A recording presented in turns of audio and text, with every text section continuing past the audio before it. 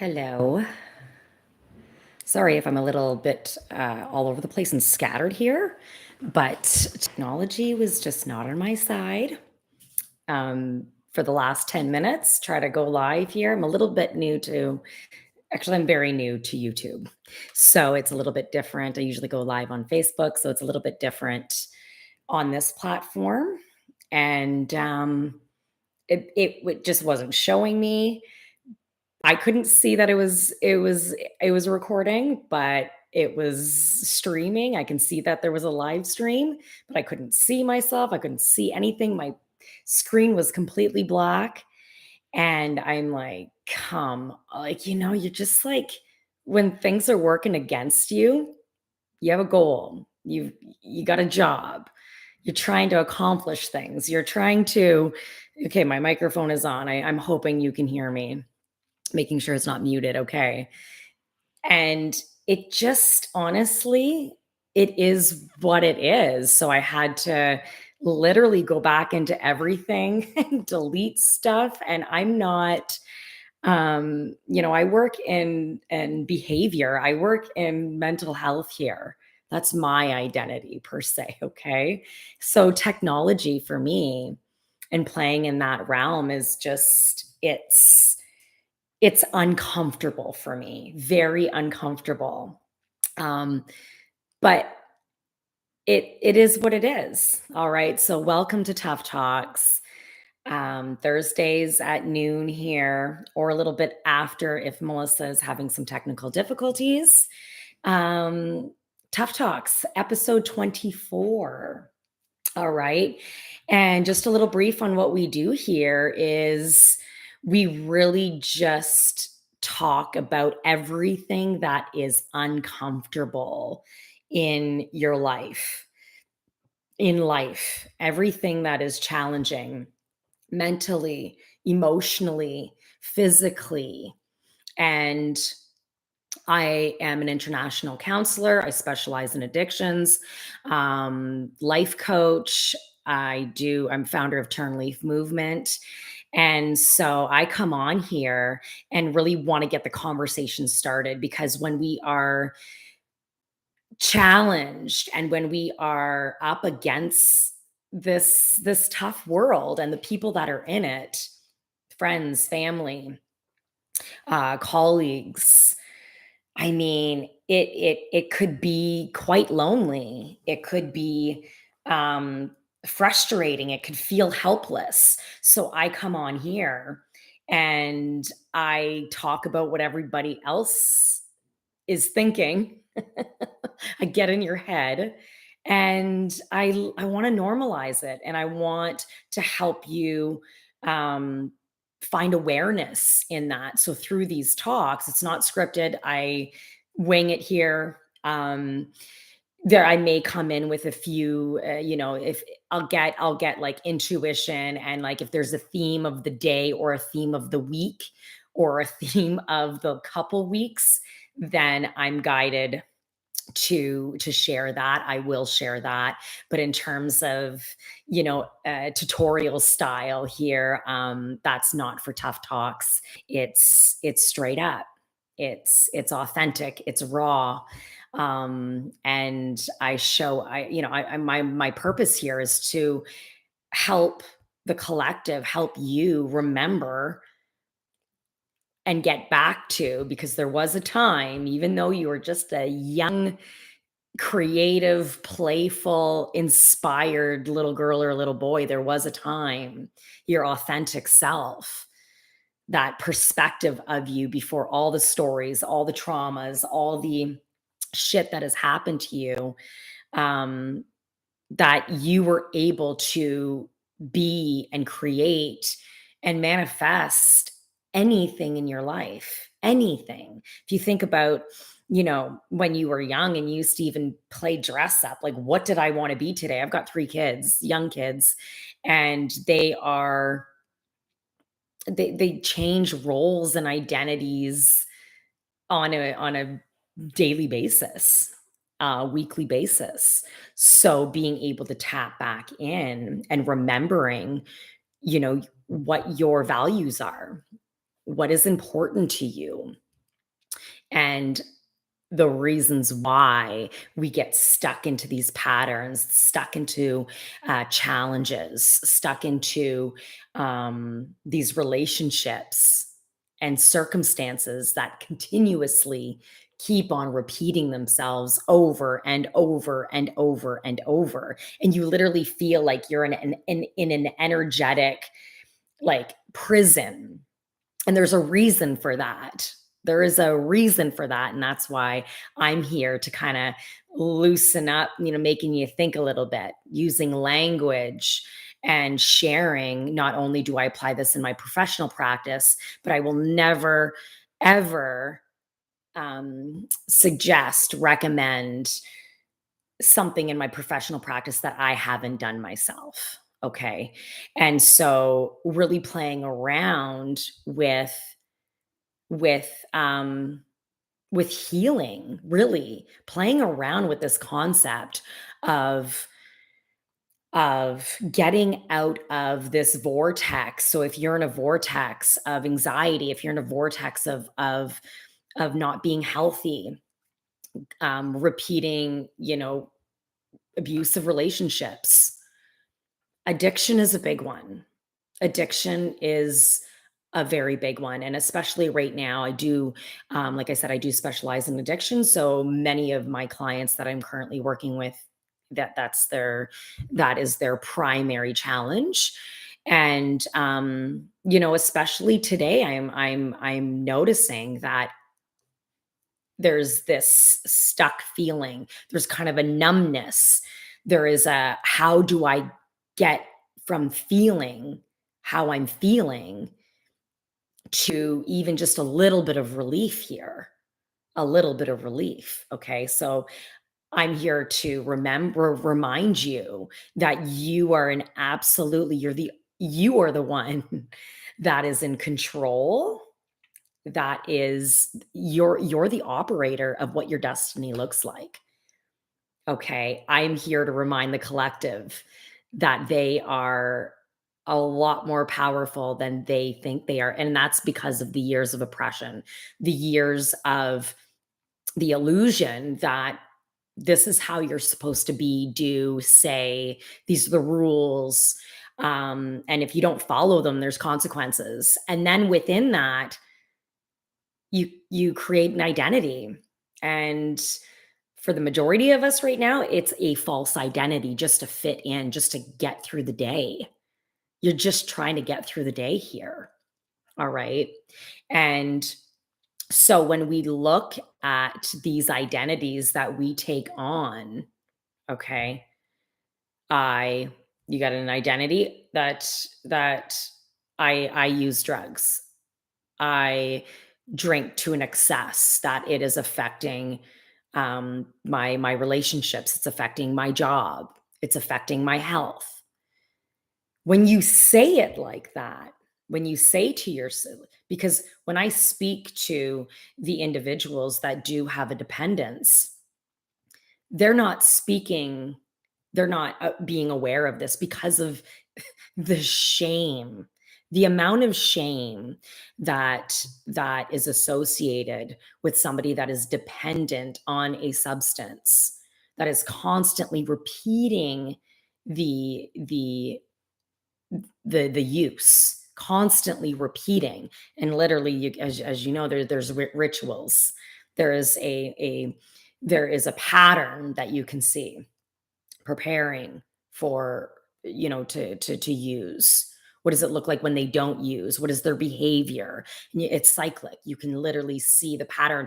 And when we speak about awareness, even within you, you can see it in them that, yeah, no, I've gotten to a point that I'm no longer in contemplation. I know that my drinking and or my drug use or my gambling or my pornography addiction is really affecting my life at this point. Okay. But it's the amount of shame, okay, that is embedded in your body. Okay.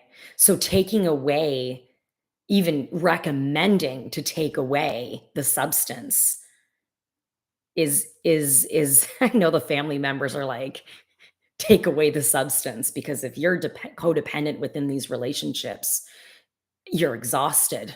You are maybe broke.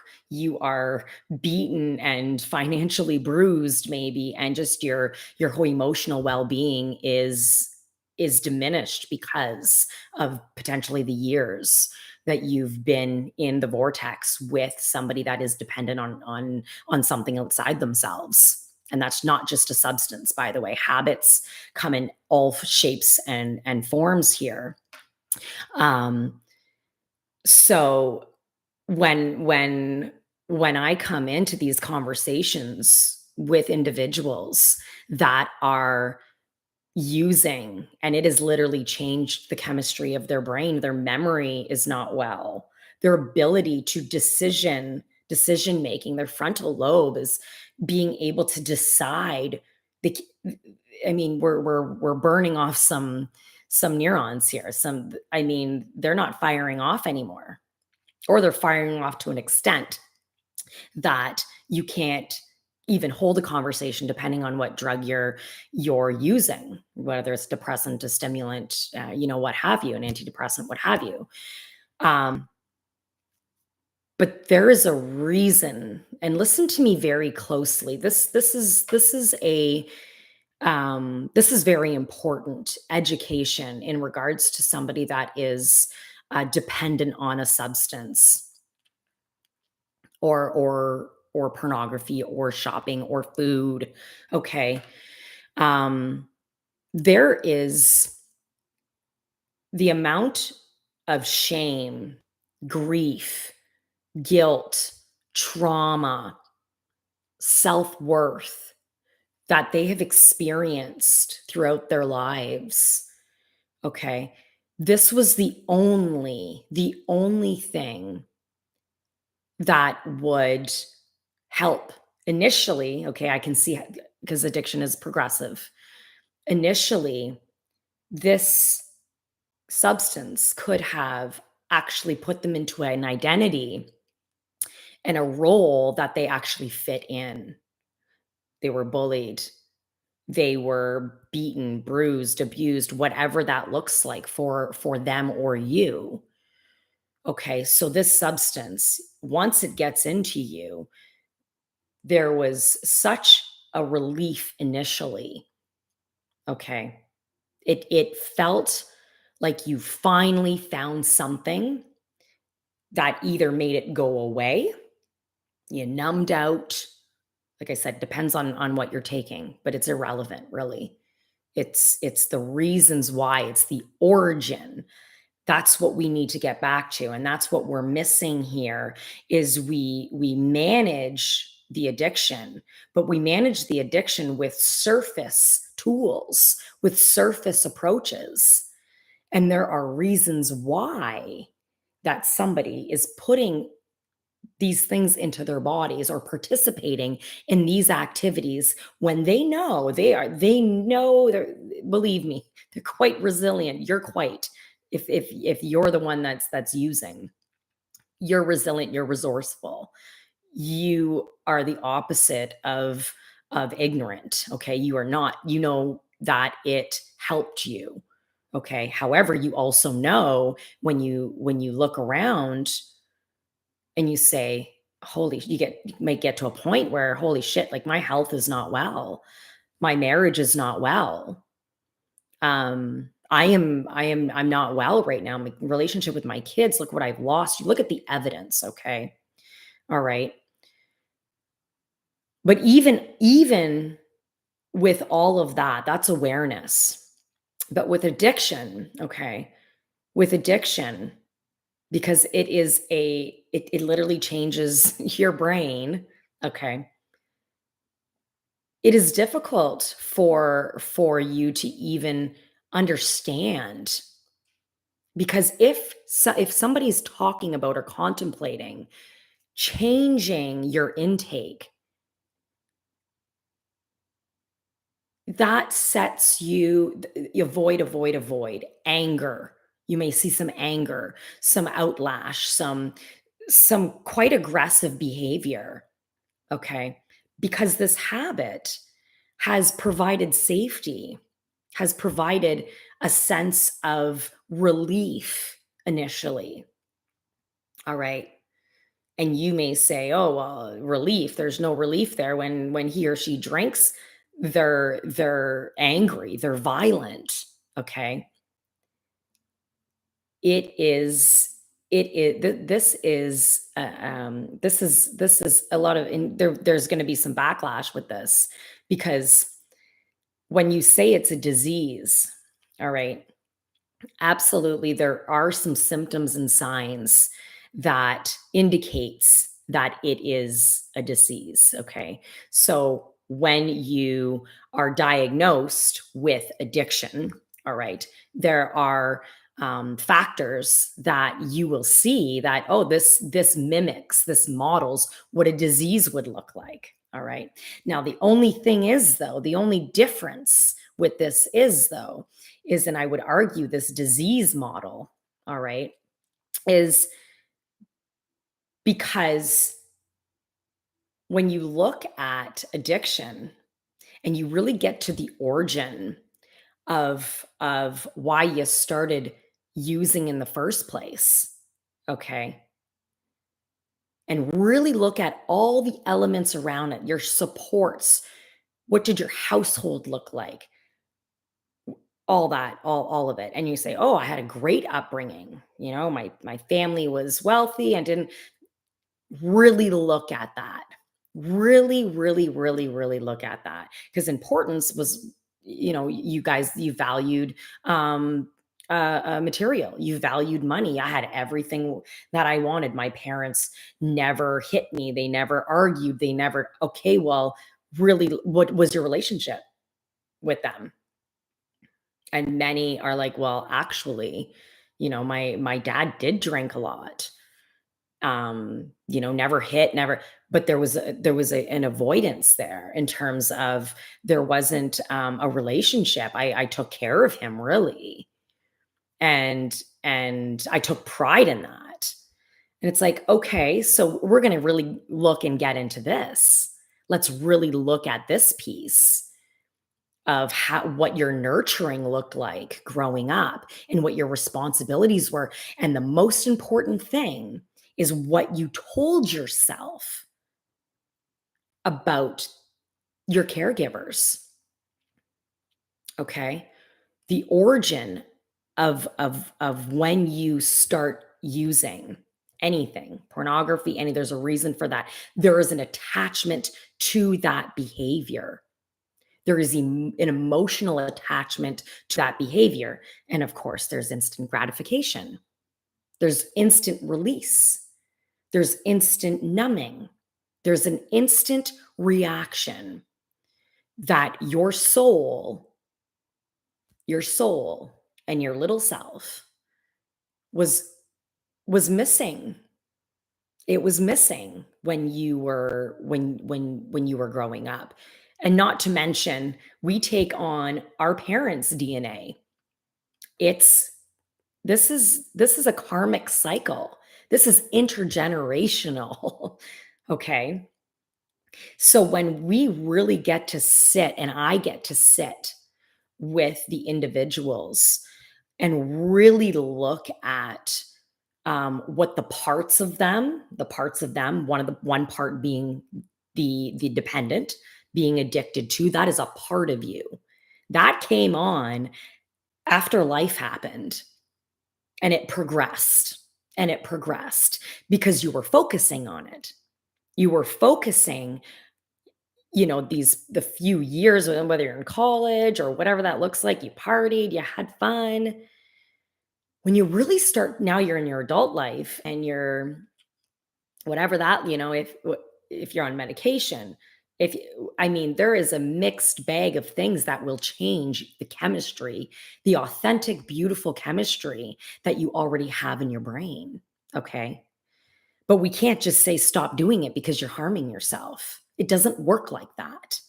It really just doesn't work like that. You're actually going to get the loved one, or for me, the client, to say, yeah, no, they're trying to change them, right?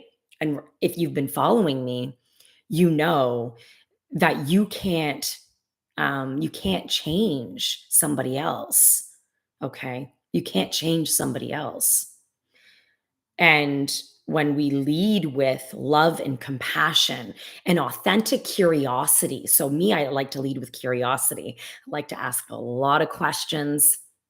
And I really like to kind of put it out on the stage for the individuals I work with, and really lay out the life. And so they don't, majority of them don't even realize, because they never used language like this.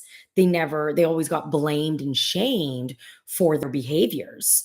So they didn't even take the time to really look back at the origins of the parts of them when they sit with these parts of them, when they sit with the addict, and that addict shares something with them.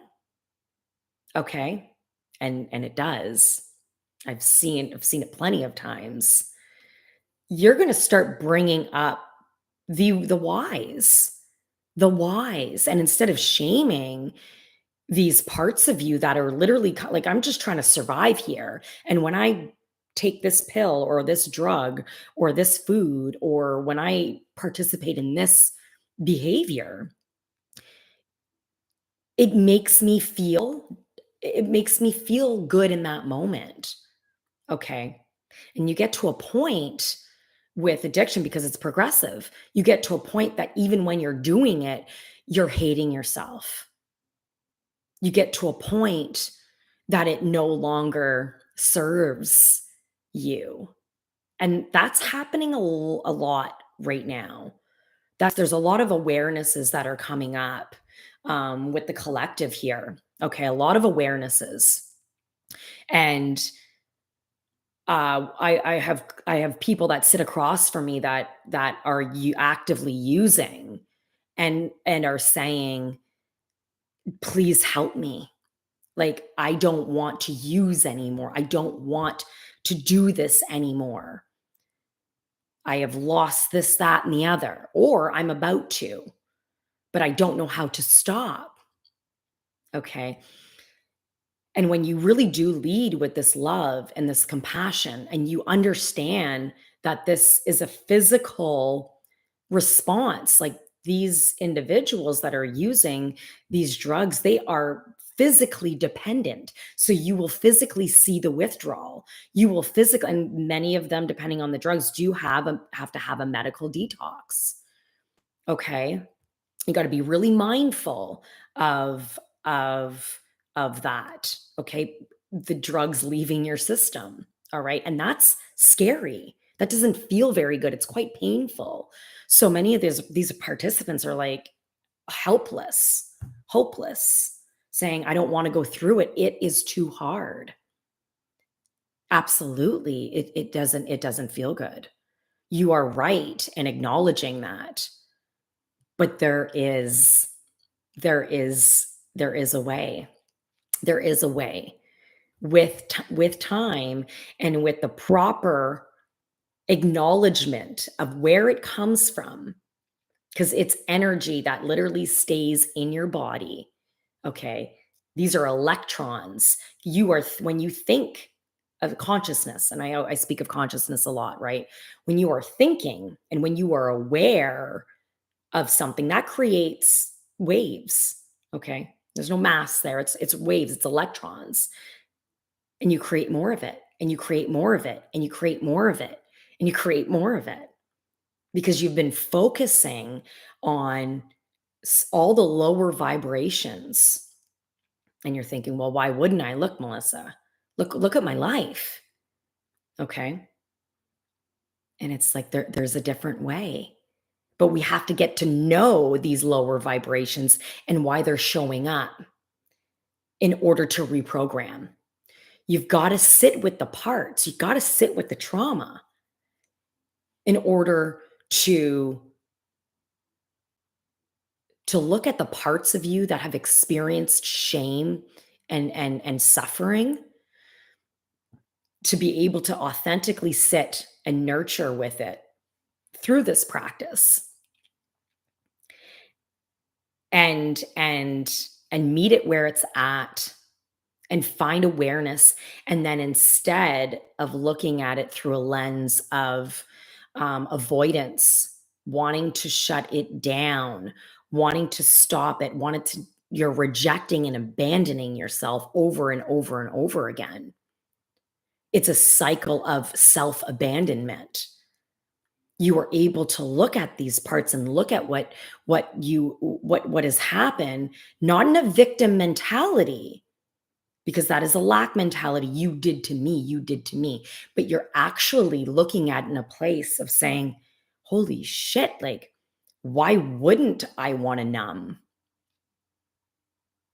And even if you are from the family, the upbringing of, well, actually, I had a pretty decent life. Like nothing was really out. Like nothing was. I mean, we didn't talk. We didn't. There was no drama. There was no. There's something there as well too. Were you allowed to feel? Were you allowed to cry around mom and dad? Were you allowed to, um, express yourself in a quiet household that when you didn't talk about stuff? That alone, that is going to those you may get the ones that, either the the rebellious ones that are saying, "I'm partying." There was a quiet household and we were a good family and I wasn't allowed to do anything. And there's that that rebellance. If you had a helicopter parents and everything was, had to be done a certain way. So many different scenarios. And you may have another individual say, like, I'm actually quite shy, I'm reserved, I'm more of an introvert. And when I drank, and we've seen this when I drank or when I used, I was the life of the party. I had friends and boyfriends and girlfriends, and I had so much fun. It all comes from somewhere. So when we're able to really sit and look at it in this way, in curiosity, and say, "Well, I didn't even see it like that." That's why you feel so helpless. That's why you feel like, "Oh my god, I'm stuck in this addiction." Your soul wants these lessons, by the way. Okay. Your soul, comes into this realm to evolve, to raise in consciousness. All right. And once we are able to go through these steps of healing, all automatically, and be able to sit with self and show self compassion and kindness instead of avoidance and self abandonment, we're able to not. So you notice how I'm not focusing on the substance. You notice how I'm not focusing on harm reduction. You're noticing how I'm not saying, I'm not focusing on what you're putting into your body. That's secondary. So even when I meet with clients and they're under the influence, of course, my safety is number one. But I will never cancel session or reschedule. I just won't. Um, because even under the influence, okay, there is a self in there. There's a self in there, and it speaks during this practice. It speaks quite clearly and quite authentically during this practice. And when you show up with curiosity and that kindness, it makes it make sense. Okay. And it's not that the things that you did or that the things that you're doing are good behavior or right. I even take that completely off the table. Okay? Because these are lessons. These are life lessons. And when we find awareness and we start nurturing the parts and we are patient with ourselves and we trust that the universe has our back, that's a huge part of this. That's a huge, huge part of healing. because we do live in a quantum world here, and when we speak and think in certain frequencies, these electrons get fired off. You can feel them. Again, when you walk into a room, and I've used this example before, because a lot of people can't wrap their conscious around this, okay? But when you walk into a room, or when you are around a certain person and they don't even have to say anything directly to you, there's something there. There's a feeling there.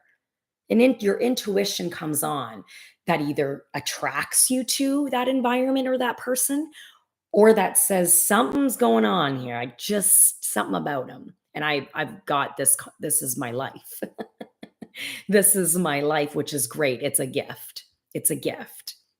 But and it doesn't come with judgment, because when I see somebody in gossip that's harming others, or behaving in a way that is harming themselves. I work in addiction and mental health. When I see, I automatically send love and say, wow, like the fact that they just said or did this comes from somewhere. That comes from somewhere. And the tough guys and the tough girls that put on the persona of aggression, or I am better than, or I'm flexing my muscles, or flexing my bank account, I'm flexing the cars I have. And sure, by all means, we work hard for our stuff. So we want to be proud. Okay, there's pride there, but there's a difference between pride and then when ego comes in to say, well, I've got this. And the other one's like, oh, yeah, okay, great. You feel that vibration. It's like, ugh, but that comes from somewhere. Okay. The need to constantly prove yourself to society, your friends, your family, um, that comes from somewhere. It always comes from somewhere. When it's in a low vibration, we want to be able to nurture it.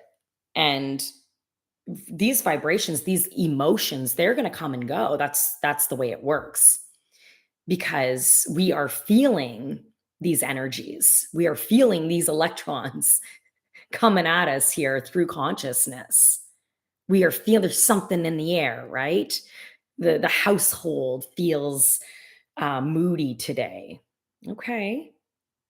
All right. Acknowledgement is important. Acknowledgement is important. But really recognizing, is that your shit or is that their shit? And you don't want to say, and I'm guilty of this. I am so guilty of this. It's like, that's not my shit. So I seem insensitive and I seem selfish, but I've also been on my own healing journey. Okay. I have the abandonment, I have the rejection. But that's shifting as I heal. That's shifting as I heal and I find forgiveness and I find understanding. And my consciousness is at a point where I am grateful for the things and the people that have been in my life that are no longer in my life, um, because I wouldn't be the person I am today. I just wouldn't be. And that's because I see it on a soul level. And I can show up with kindness, and I can show up and say, well, these individuals or this person, if I really look back on what they've been through and what their family's been through and what grandpa and great grandpa and blah, this is in us. It's in us. It doesn't just stop with your mom and grandma. This is in us and what they've been through and what they've held on. We are energy. We are DNA. Okay. We are frequency. And that frequency, if it is not cared for and loved, it actually gets stuck and it's stale and it's angry. And that's why somatic work is so important. Being able to really get the breath working within the body. All right. Because if we are in a, a, a frequency and a language of my health looks like this, or my health will look like this because of the generations before me. Okay. Awareness is one thing. And I'm not saying that this is not a thing. These cancers, they sit dormant. Yes, it does get passed on. I'm not saying that this is not a real thing. But when we put emotion to these thoughts, now you're giving now you're giving it mass. You're giving it, this is science. So when it's a thought. Thoughts don't have atoms or nucleus or electrons. Okay? It's a thought. Once we put emotion, that's why I talk about attachment. Once we put emotion to the scenarios, to the understanding, okay, my family, for example, I'll use me for example. My family comes from a very long line from what I can remember for heart and diabetes, high blood pressure, low blood. Like, I mean, heart is a big one, and blood pressure, diabetes is a big one in my family. Many aunts, uncle, like they all, my uncles, my everybody around me has it.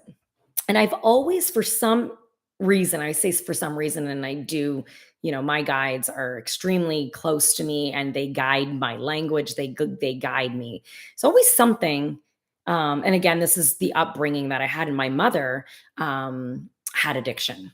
Okay. And mental health based on what she's been through. She's no longer with us now. But that I come from my mother. So that's in me. I'm not denying that these diseases and these cancers, that they are in us.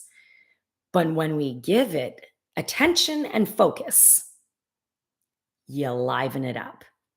You give it the energy that it needs to feed off of, the fear and the doubt and the confusion and the helplessness. Okay. You give it what it needs to grow. This is so important, people, because this is what this type of consciousness, this type of thinking, this type of awareness, this is the part that is going to save some lives. But you are responsible for it. You are the one that's responsible for it. That's the cool thing about this. That's the cool thing about this. All right.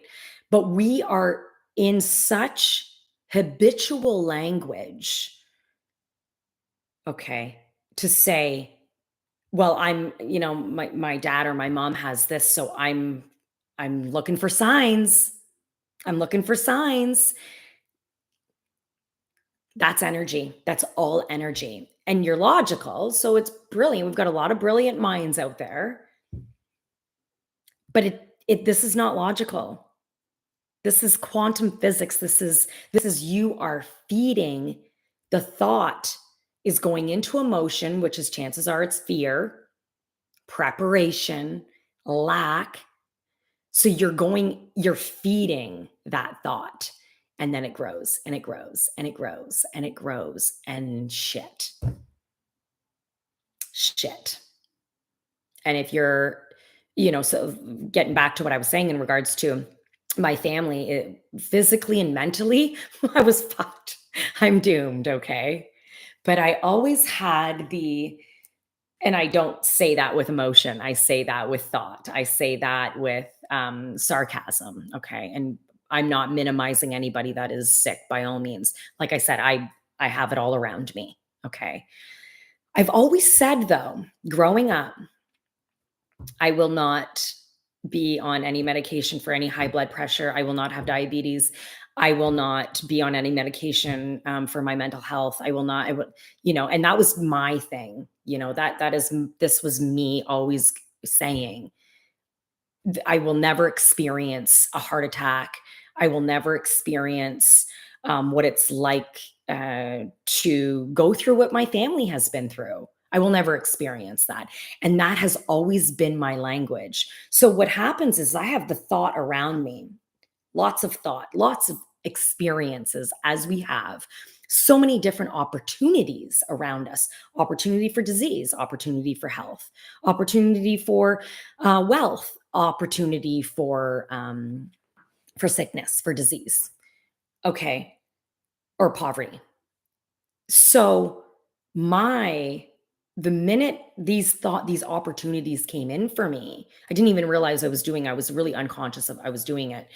But it was my higher self really leading the pack back then even. And now, always very strong these days. Um, I fed that machine. I fed that machine.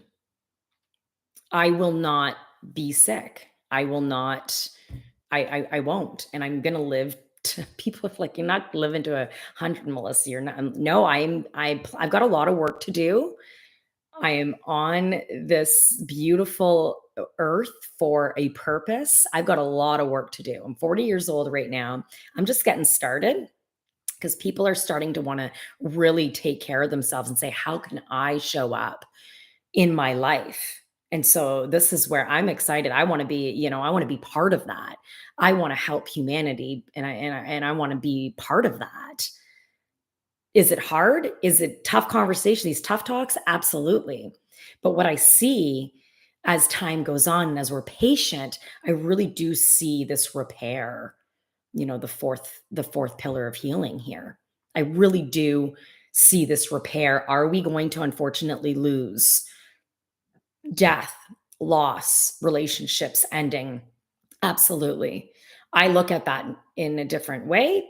The majority of the collective looks at it as loss, grief, and then they get stuck into grief. They get stuck into this emotion if they've lost loved ones. And absolutely, we're allowed to grieve. We're allowed, but when we understand that we are conscious, when we understand that we are soul, this the conversation never ends. And when the veil and when you're allowed to connect with frequencies, because that's what the soul is frequencies. Even sometimes, if you can recall, sometimes you're like, you think of a friend. Okay, you're thinking of a friend for a couple days or a week, and then you're like, I gotta reach out. And it's like, well, the other friend was actually, oh my God, you were on my mind too. That's what this is. When you start practicing it and when you actually really start to acknowledge this, the pineal gland is literally a little mini, a little mini glow, like a little mini crystal ball. That's what the pineal gland is, the third eye. And when we really start practicing and cleansing and really believing, when you put emotion behind that thought, and a knowingness and a trust, and you say, wow, I am part of source. I am part of this collective and consciousness. We're actually not separate. We're all one. Okay. And when we attach language behind that, and a knowing that I'm going to be okay. I'm going through some really rough times right now, but I'm going to be okay. It's going to be okay. You're going to notice that your opportunities in your life, they're going to start to look different. The frequency is going to feel different. I'm not saying there's not going to be contrast, but you're not going to put emotion behind that contrast. If there is a loved one, a loss, if somebody's sick, absolutely there's acknowledgement that this is sad. Yeah, I'm feeling, but being able to give yourself the time in that present, that it is there to nurture you in that sadness. And then you're able to move out of it because waves move, thoughts move, electrons move, consciousness moves. Experience change is inevitable. Change is inevitable. And so we really got to look at what we are telling ourselves about ourselves and our family members. So if we have family members that are going through a really rough time right now, we can't change it for them. Showing up in love and curiosity. How can I help you today? Is there something that I can give you today, instead of being angry about the choices that they're making or not making? And yes, there's boundaries, absolutely. And that's a whole other thing as well. I might do a live or not even a live, but boundaries is a big one right now because people get it confused with avoidance.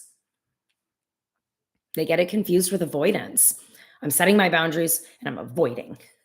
But that's not this is once we start playing in this type of frequency, this love and compassionate, first of all, it comes from you, okay? And you are guided. Once you got your team and your higher self and you bring your higher self on and say, please mediate and filter through what I need to know. Please help me with this challenge. Lift the burden a little bit if you can. This is the type of language you're going to get that relief. Once you start, whether it's praying, whether it's meditating, whether it's creative thinking, because people, oh, I'm not a religious person. I don't have, and myself, I have no religion. I am everything. I am everything. I love many elements of the Buddhist culture. I take elements of the Christian culture. There's absolutely many things in the Bible that I relate with. There's many things that I don't. But then that's a little bit of a twisted indoctrination here. Okay, poor. There's so many characters, so many souls within these scriptures that have been changed. So if you really look back at the real stories, I'm not going to get too much into this. Um, they've been demolished. They've been there's some treason there. There's some. It's it- it's sad because we believe it. It's sad because we are defamation, not treason. There's some defamation there. People have been and souls um, within these religions have been. It's the opposite of what actually happened. All right. But I take from everything. I don't specifically come from one. I like to listen to it all. Like I said, I'm a very curious person. As I was growing up, that was called nosy or bossy, but nosy was a big one. And for me, even with my kids, they're question after question after question after question. And that's curiosity. It's not being nosy, it's actually being curious. Please do not take your ability. You have the ability to continuously be curious. Critical thinking these days, we have to get back to it. We can't be allowing everybody outside of us, systems, everybody outside of us, education system, saying this is how you need to do it. You need to tap in with yourself and say, oh, maybe I will take this course, or maybe I will enter into this program, or maybe I will do this, or maybe I will. But you're checking with yourself first. You're being curious about yourself first and looking at what's important to you. All right. Um, so, but once you start really playing around in terms of reprogramming, so I always go into finding the origin of the suffering, finding the origin of what you're going through. All right. And that takes some conversation, that takes some time here. All right. Um, but once you get into the origin of it, you start to look at yourself in a little bit of a different light, and your conscious raises because you're healing. You're getting you're getting into touch with yourself when many of us have actually abandoned ourselves, like I spoke about earlier. And then when we get into the nurturing part and the patient part, really looking at sitting in our vulnerability as we're aligning to this new identity, because we took on the identity and the role of, you name it.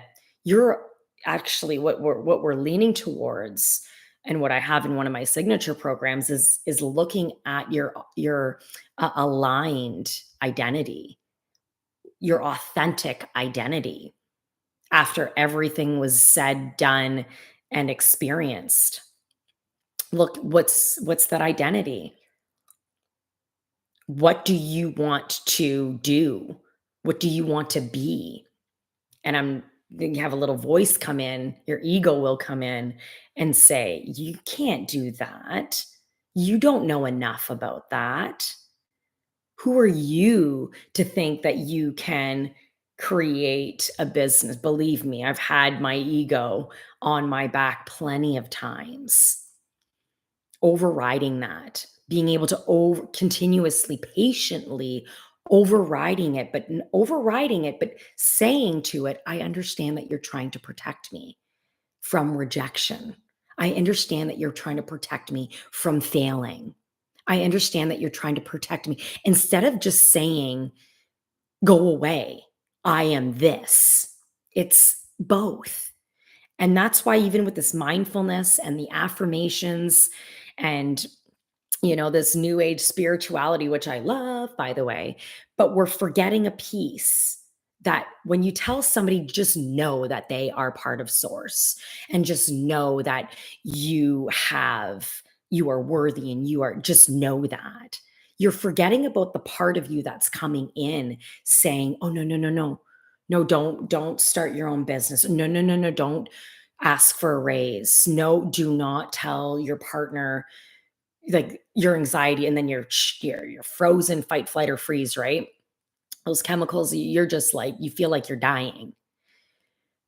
You're able to come in and say, "Okay, I see that you're showing up because you're trying to protect me from from these circumstances. And I'm okay. I got this." You're going to physically feel that relief. It's not, you can't measure this. You can't, and my ears are ringing off the top. It's all, bzz. So somebody is resonating with this here. I know I am. But as you practice this, don't dismiss the parts of you that are worried. Don't dismiss the parts of you that are concerned and trying and giving you that kind of like shock, that anxiety to not move forward, to not go into aligned action. And when you're like, "Well, how do I know it's good for me or not? How do I know when to leave a relationship? How do I know?"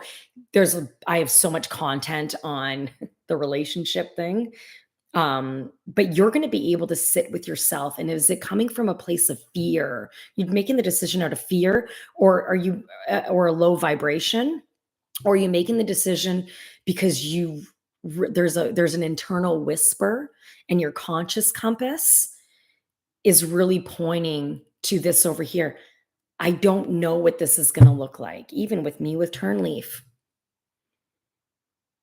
there's so much limitations that we put on ourselves, but I know what my purpose is, and I know I want to be a service, and I know what I have to say, what I've been through, and what I practice has helped many.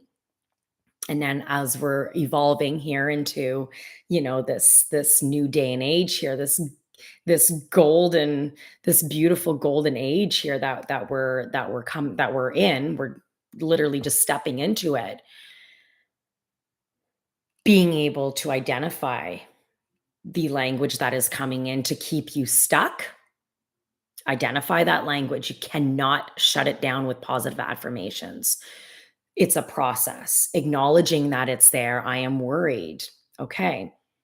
But I am also feeling that I am not making the decision out of losing something or fearing something, or I'm actually going over here in this decision because there's an internal whisper. There's an internal whisper that is actually really kind and compassionate and saying, "Go ahead and look this up. Go ahead and talk to this person. Go ahead and go to this workshop. Go." It's just a little nudge. It'll continue to nudge you, by the way. That's the difference between your higher self and your ego. And the ego is going to go like this. You can't do this because, and there's nothing, it's there to protect you. It's there to protect you from what you've been through. You don't want to go through it again. It hurts. All right. So when you are in that awareness piece and you start practicing, this nurture part. What you say to yourself, what you are attaching your emotions to in your life scenarios, that's what you're going to create more of and more of and more of. It's the way it is. It's the it's quantum physics, and it's the formula, literally formula of manifestation. You have a thought plus a feeling plus a line plus action equals aligned achievement. It's the way it goes. You can have a thought. Once you put a feeling towards it, once you put emotion to it, there's your attachment. So there's your anchor. And then if you're putting action towards this, if you're giving that negativity and that low vibe word action, you're going to get that achievement, whatever that is, whatever frequency you are on, whatever emotion and whatever language you are on, whatever's taking front and center stage, that's what you're going to achieve. You're like, I don't want to achieve that. Well, it's this funk of negativity and low frequency, but you got to see why it's there first. That's the piece. You got to start really shifting up and kind of rattling the parts of you that have been stuck. All right. For me, I have affirmations that I say pretty well every day. Okay. And it's called four finger. I'm giving you guys a little bit of a trick here. Okay. Before I'm going to close up with this, because it really is important. If you are emotional, and I want you to say this with me, okay? Whether you're saying it out loud, or you're saying it in your head, you put some emotion to it. If you feel resistance towards it, that's a part that's for you. I want you to look at that. If you are emotional, and if you are going through this and saying, oh my God, like you're sad for yourself because you've never even looked at yourself like this, that is for you. Pay attention to how you are feeling as you're saying these affirmations here. It's important. There's some mindfulness here. It's called four finger present time. So as I'm saying it, I'm actually it's if you've heard of tapping, or if you've heard of it's a mindfulness, the widgets the kids play with. It's reprogramming really, but you're able to connect with your body. So it's the somatic, you're connecting through your body, and you're also practicing this reprogram. And like I said, I say this pretty much every day. All right. Four finger present time. So I'm going to take a big breath in. If you want to do this with me, I highly encourage. Okay. And I'm also I will put these in, I'll edit my description here, and I'll put them in the description for you. And then we'll head off. So I want 3 big breaths in through your nose for about 5 seconds, out for 7. Okay.